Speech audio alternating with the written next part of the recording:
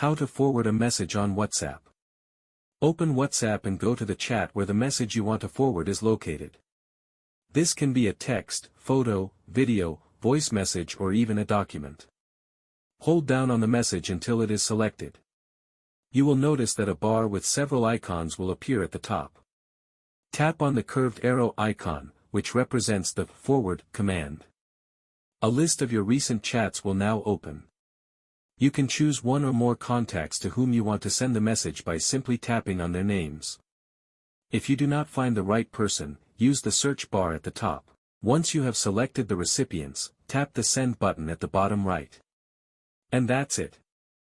The message is forwarded exactly as it was, no changes, no manual copying.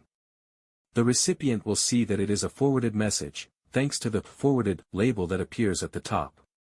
This function is very useful for quickly sharing content, replies, links, images or documents. But remember, always use forwarding responsibly, especially in groups, to avoid spam or confusion. Translated with DeepL.com, free version.